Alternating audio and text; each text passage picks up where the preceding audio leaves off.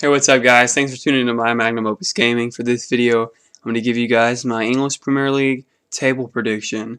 Now, I'm sorry about not getting this video out until now, but I was kind of contemplating moving a few pieces around based on how teams were performing these past few weeks. But then I realized, there's always going to be surprises. There's always going to be like a Burnley beating Liverpool type of thing that you can't even predict. So I'm just going to give you guys my table like it is, and you guys comment what you guys think in the comment section. All right.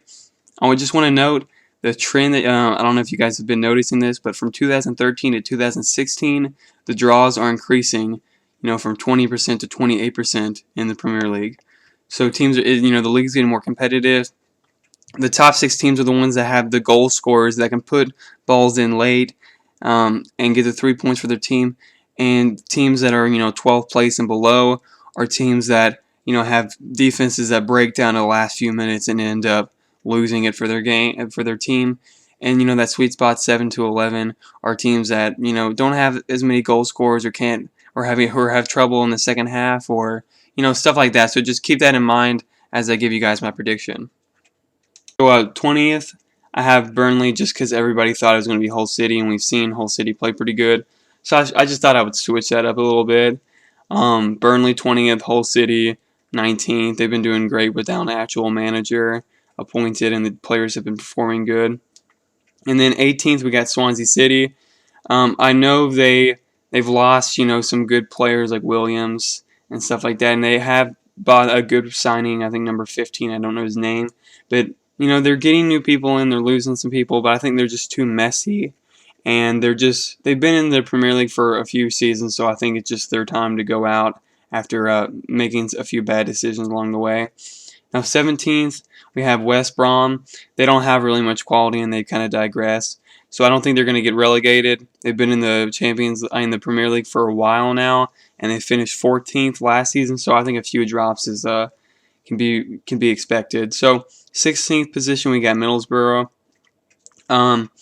They've got a shit ton of signings, like 4 to 6 pretty damn good ones. So I think they're just going to bring the quality that they need. And we've seen them play pretty good their first 2 weeks. So 15th, we got Crystal Palace. I wanted to put them a little higher up, maybe like 17th position, just because they haven't been playing that well.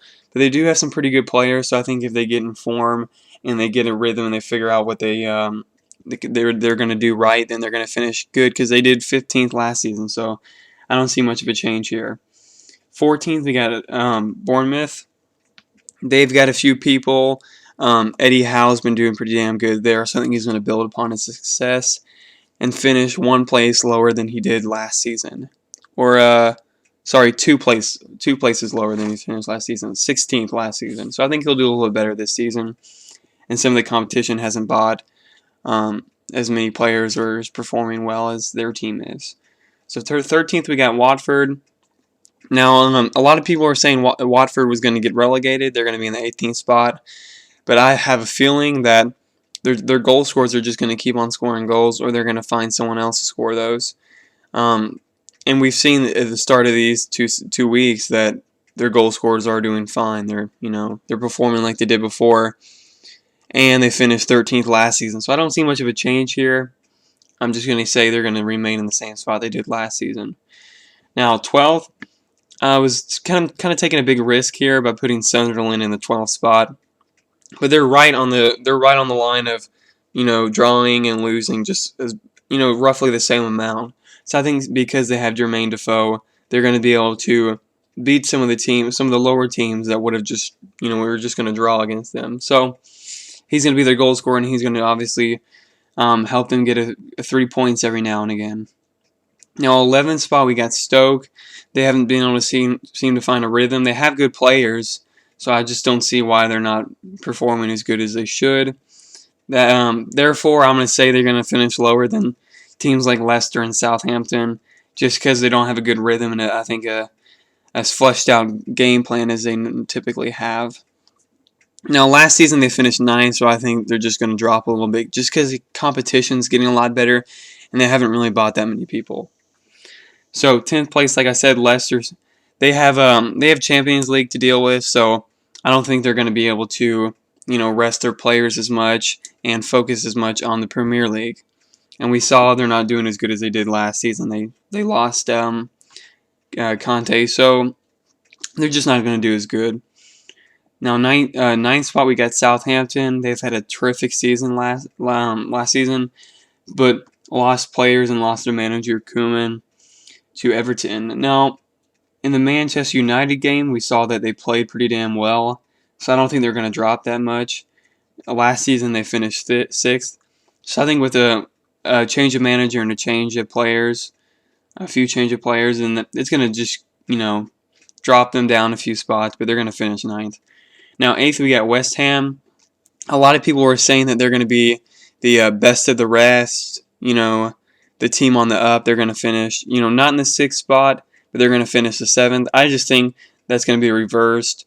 Everton's going to finish seventh, West Ham eighth. We saw in the West Ham's first game or so that they weren't doing as good as they should have, and Chelsea was kind of going at them, and they were, they couldn't get a counterattack. They couldn't attack their defense. They weren't doing as good. So, and I feel like because Everton got Koeman and they got a bunch of new players, they're going to finish at least seventh spot.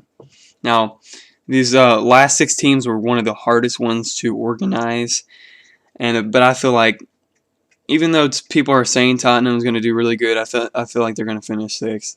And typically Tottenham finish below Arsenal, so fifth place I have Arsenal. They haven't bought that many people, and this the transfer window is closing, so they might only get one or two more players within this last week or so. For some reason, Wenger's not getting anybody, and everyone's screaming at him to buy people. So I think he just kind of fucked up, and he's going to have to pay that price instead of finishing second place like he did last season. It's just going to be a fifth place spot, maybe even worse. But I'm going to give them the benefit of the doubt, but I'm going to say that Liverpool's going to do better than them at the fourth place spot. Where people are saying, oh, they lost to Burnley and all that, but they had a bunch of shots on the, they had a bunch of shots. They possessed way more than they did. And they got a lot of good goal scorers and a lot of good signings, so they're going to finish fourth.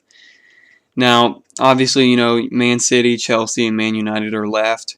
And I think that Chelsea's going to finish third because I feel like their players are a bit overrated. I think, players like Costa, Hazard, and, their back line, I don't think they're going to perform as great as everybody says they are. That's why I'm going to give it to third. They finished, everybody knows they finished 10th last season, and they could have finished worse. So I don't see them, getting the first or second spot. And they didn't buy that many new people. So he just, Conte has just changed the attitude and fixed up the gaps and the holes in their play. But I feel like he's just not going to do as good with the players that he has. And second place, Man City, they got a bunch of new people. They definitely switched up their squad a lot. And I feel like Guardiola is a good enough coach to get him the second spot. I don't think they're going to finish first just because I feel like he's going to need a little bit more time to fix everything over there and get it in order. And that's why I'm going to have to give the title and the number one spot to Mourinho, as much as I hate doing so. The top three clubs are like the clubs everybody else hates.